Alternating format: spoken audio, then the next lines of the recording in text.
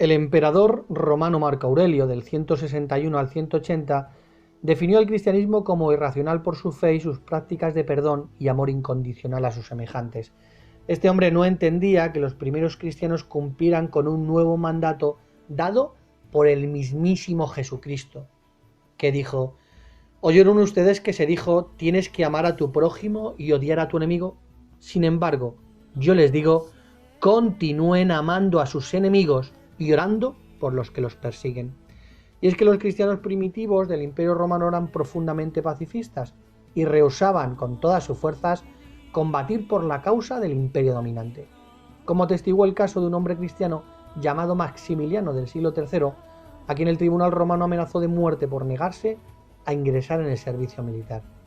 Este hombre dijo: no voy a servir, me pueden decapitar, pero no voy a servir a los poderes de este mundo, a mi Dios serviré. Sin embargo, la historia de la cristiandad se aleja mucho de estos cristianos primitivos.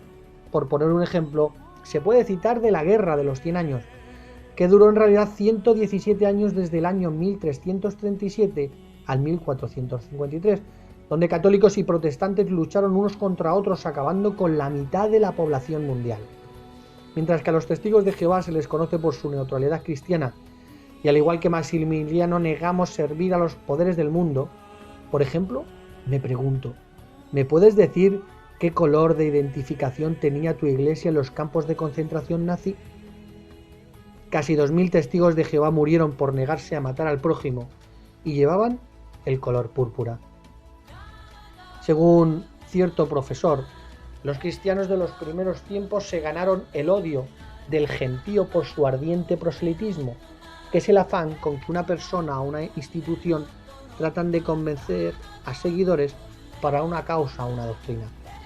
El historiador Jean Bernardi dijo sobre los cristianos de los primeros siglos: tenían que salir y hablar en todas partes y a todo el mundo, en los caminos y las ciudades, en las plazas públicas y en los hogares, recibieran una buena acogida o no. A los pobres y a los ricos, a los gobernadores de las provincias romanas, ir hasta los cabos de la tierra.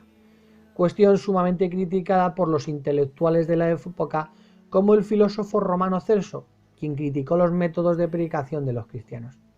También fueron odiados por asegurar que eran la religión verdadera y que rendían servicio sagrado al único Dios verdadero. Cuestión que chocaban con la tolerancia de otros cultos, más a favor de una religión acorde a las necesidades humanas y alejadas de las necesidades de Dios. Vamos, lo que pasa hoy día. Y es que Jesucristo hizo algo totalmente diferente a lo que hacen las iglesias hoy día. En Lucas 10:1 podemos leer: después de estas cosas el Señor designó a otros 70 y los envió de 2 en 2 delante de sí a toda ciudad y lugar a donde él mismo iba a ir. No se escondió en ninguna iglesia. Dijo: hay que ir a predicar a las personas a su casa, llevarles el mensaje para que conozcan la única verdad. Hoy en día, ¿qué religión es odiada por ir a predicar de 2 en 2 a todas las casas, predicando lo que se dice en Mateo 24:14? Y estas buenas nuevas del reino se predicarán en toda la tierra habitada para testimonio a todas las naciones, y entonces vendrá el fin. Como dijo el sacerdote anglicano David Quaiston, que cree que parte del malestar espiritual que se respira hoy día se debe a la falta de interés de la Iglesia por la evangelización y la enseñanza. En su libro, José Luis Pérez Guadalupe, ¿por qué se van los católicos?, este explica que los testigos de Jehová van sistemáticamente de casa en casa, a diferencia de los evangélicos, los adventistas y otros grupos religiosos.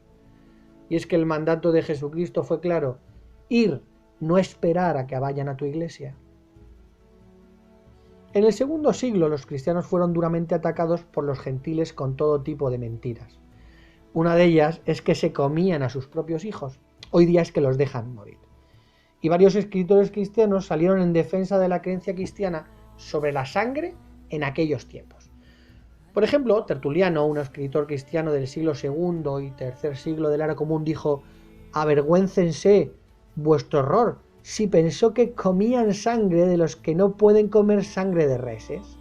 Los cristianos no comemos sangre de animales ni mortíferos. Finalmente, entre las invenciones con que tentáis la observancia de nuestra ley. Una es darnos una morcilla de sangre, porque os persuadís con certeza de que el cristiano que come sangre se desvía de su ley. ¿Quién esto sabe? ¿Con qué inhalación puede legítimamente inferir que apetece sangre de hombres el que aborrece sangre de reses? Tertuliano declaró: entenderemos que el decreto prohibitorio sobre la sangre es mucho mayor sobre la sangre humana. Minucio Félix, abogado y escritor cristiano del siglo III, dijo: tanto nos retraemos de la sangre humana que en nuestro alimento no usamos sangre ni de animales comestibles. Y es que ellos entendían que la ley de Dios incluía sangre de toda clase, animal y humana. Y ante la mentira de que comían sangre de sus propios hijos, que se los comían, estos dijeron que no comían ni sangre de animales, y mucho menos iban a comer la sangre de personas humanas, en este caso, de sus hijos. Y es que las personas que siempre atacan a Dios buscan cualquier mentira para intentar desviar lo que enseña realmente la Biblia. Y es que la historia revela que los primeros cristianos rechazaban el consumo de sangre y que ni siquiera la usaban con fines curativos, como sí hacían en aquella época, siguiendo el mandato bíblico que dice: al Espíritu Santo y a nosotros mismos nos ha parecido bien no añadirles ninguna otra carga, salvo estas cosas necesarias, que se abstengan de cosas sacrificadas a ídolos, y de sangre, y de cosas estranguladas, y de fornicación. Si se guardan cuidadosamente de estas cosas, prosperarán. Buena salud a ustedes. ¿Me puedes decir qué religión es hoy día fuertemente criticada? Y ya no hablo simplemente de la sangre humana, sino del consumo de sangre en alimentos. ¿Tu iglesia te permite alimentarte, por ejemplo, con morcillas o cualquier otro alimento que lleve sangre? En cuanto al uso de imágenes en el culto, uno puede preguntarse: si los cristianos del primer siglo no tenían imágenes, ¿por qué si las tienen hoy la mayoría de las religiones cristianas? En el primer siglo los cristianos no tenían imágenes, algo que no pasaba desapercibido por las religiones paganas, por lo que no entendían la religión cristiana, que era causa de bromas. Incluso algunos decían que los cristianos no tenían Dios porque no tenían imágenes.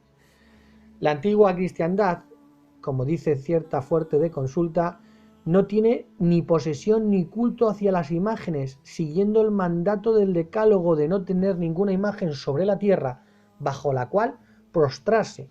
No te harás escultura ni imagen alguna de nada, de lo que hay arriba en el cielo, o aquí abajo en la tierra, o en el agua debajo de la tierra. No te postrarás ante ellas, ni les darás culto. Y es que los cristianos primitivos desaprobaban totalmente el uso de imágenes.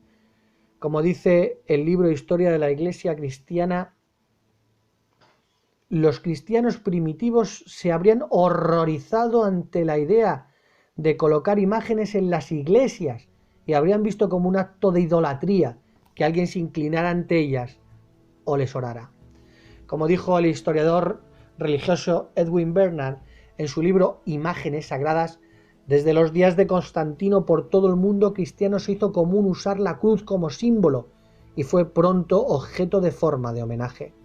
Esto provocó que otras formas de adoración de imágenes se introdujeran en el vivir cristiano de la época.